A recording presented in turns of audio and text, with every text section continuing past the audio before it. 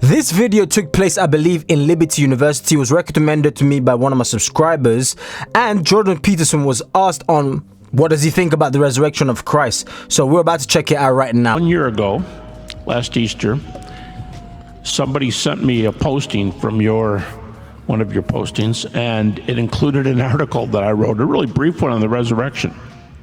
And you made a comment there. You said, not the article, but the topic. You said, this may be the most important topic I've ever considered. Had you been thinking about that for a long time, or, you know, this Easter question, the center of Christianity? The sticking point, I would say, with the atheist community and the Christian community, let's say, I don't really think is the existence of God. That's a sticking point, and it's not trivial. But I think the true sticking point is the idea of the bodily resurrection of Christ, right? And that's a very rough sticking point, because it's key to Christianity, and it flies in the face of the standard materialist objective view of the world. And so it's something that I wrestle with continually. And I think that's okay. I mean, one of the things I learned, I love this. I did a series of biblical lectures in 2017, and one of the things I learned, and I should have known this before, but I didn't, was that the word Israel, the name Israel, means he who wrestles with God. And so that the chosen people, the people of Israel, are people who wrestle with God. And I do think that that is the sign of a life that's being lived properly, because if God is the source of meaning, let's say, among other things, the source of significance, the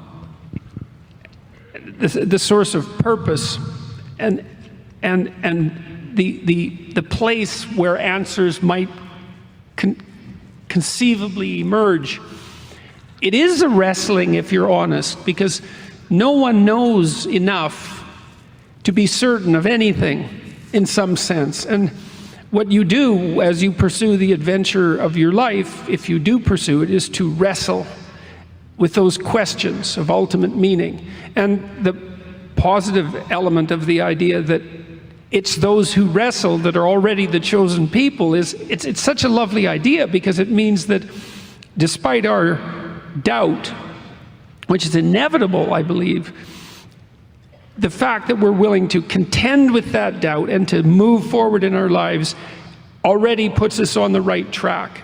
And so that's a lovely thing. Well, with the resurrection, it's an issue that I wrestle with continually, because there's so much in the New Testament that is profound beyond comprehension.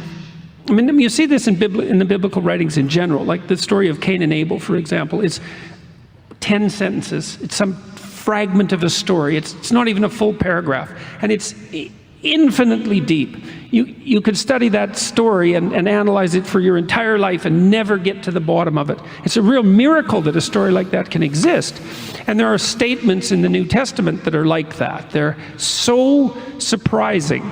You see that in the Sermon on the Mount in particular, but not only there, that are so surprising that it's almost impossible to understand how they could have come about from the standard scientific materialist perspective, say. But the claim is so overwhelming and also so mysterious that I don't know what to make of it. I don't know what to make of the idea of the physical resurrection. It's complicated conceptually right within the confines of the Gospels themselves. I don't know what it means metaphysically.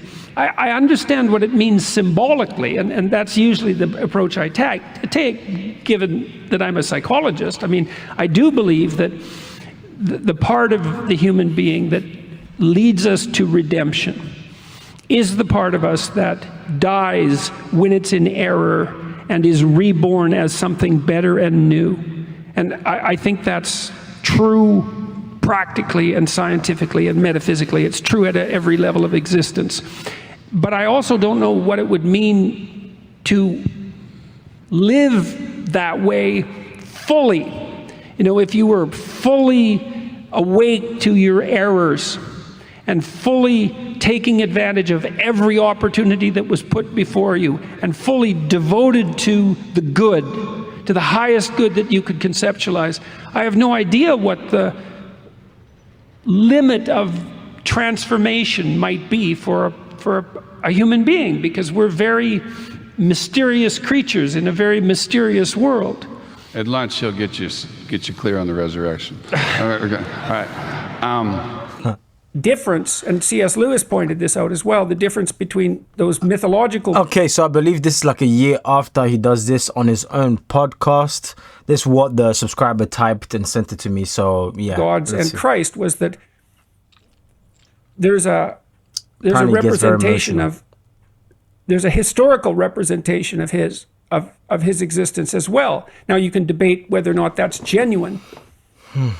You can debate about whether or not he actually lived and whether there's credible objective evidence for that, but it doesn't matter in some sense because the... Wait, you could debate whether or not Christ lived? Is that what he's talking about? Well, it does, but there's a sense in which it doesn't matter because there's still a historical story. And so what you have in the figure of Christ is an actual person who actually lived, plus a myth. And in some sense, Christ is the union of those two things. The problem is I probably believe that. But I don't know, I'm amazed at my own belief and I don't understand it. Like, because I've seen... Wait, let me rewind. Probably believe that. He probably believes it. And in some sense, Christ is the union of those two things. The problem is I probably believe that. But I don't know, I'm amazed at my own belief and I don't understand it. Like, because I've seen...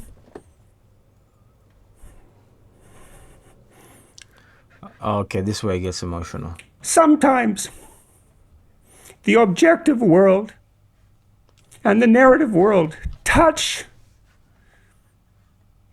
That's Jungian synchronicity. Yeah. And I've seen that many times in my own life. And so in some sense, I believe it's undeniable. We have a narrative sense of the world. For me, that's been the world of morality. That's the world that tells us how to act.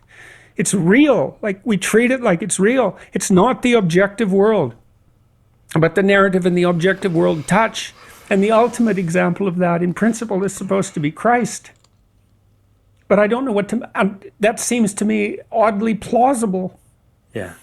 But I still don't know what to make of it. It's partly because it's too terrifying a reality to fully believe. I don't even know what would happen to you if you fully believed it. 1 year ago, I'll tell you what will happen to you if you fully believe. He's too clever for his own good, to be honest with you. And this can happen in the world where people become, they're too clever for their own good, and in the eyes of God they become foolish. You think you're wise, you puny little thing. You're there's not even the size of an ant, because God is too great and too big. So you can't fully comprehend things, and it goes with humbling yourself. I'm talking to myself included, as well as you guys watching as well. Like, if you don't accept that, okay, all right, I just need to bow down. I don't know everything. I can never know everything. It's the same thing. There was this crazy story, right? I'll tell you guys. There's this crazy story. A man was watching this child in the beach, right? This child he had a little bucket, the sand, what you used to, the little buckets you used to build your sandcastles. He dug a hole in the sand pot, right? The sand pot. On the beach, the front of the beach, he dug a hole, all right? And he was running off to the ocean, pouring some water in his bucket, and he was coming to fill it in his hole. He kept on doing multiple journeys because the hole was quite, it was quite deep. Filling it in. There was this old man that was watching him. He's like, wow, these kids nowadays, I mean, what are they doing? Right? It's so funny, like. And then it dawned on him, wait, let me just ask him, what are you doing? He's like, oh, little boy, what are you doing? He's like, oh, I'm trying to pour the ocean, I'm trying to empty all the water from the ocean and pour it in here, like in this hole that I've dug. And then the old man was like, don't you see, like, that hole is not big enough to contain the entire ocean. Like, even if you stayed here for hundreds of years, you can never fill that tiny hole with the vast size, the sheer size of the ocean. It can never fit in there. Impossible. No matter what you do, it can never. And then it dawned on them, because the old man was the wise guy, you know, I don't believe in God, that kind of stuff. It kind of dawned on them, hey, wait, that's what I've been trying to do my whole life. I've been trying to fit God in my head, the tiny hole, where it's impossible. I cannot, no matter how many years I delegate to me trying to obtain, understand, it can never work out, because the hole, the bucket is too small. So I hope that makes somewhat of a sense. If it didn't, hey, it is what it is. You get the gist. You get the gist, because that's what I see going on. So in regards to the resurrection, obviously, we know as Christians, Christ resurrected.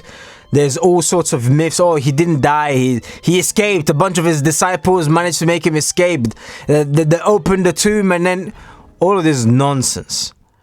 In fact, I'll leave it there. Let me know what you think. Let me know your comment section your comments in the comment section down below. Suggest more videos for me to check out so I can check it out. But yeah, God bless you all. Subscribe, like, do all of that stuff. And if you're serious about making some holy gains, you guys have been telling me, you're like, hey, how are your muscle bellies and all of this? Then check out the link in the description if you want to. If you don't want to, it's up to you. Hey, remain fat. But you're supposed to take care of your temple, because it's very important. So yeah, if you're serious about taking care of your temple, the link is in the description. God bless you.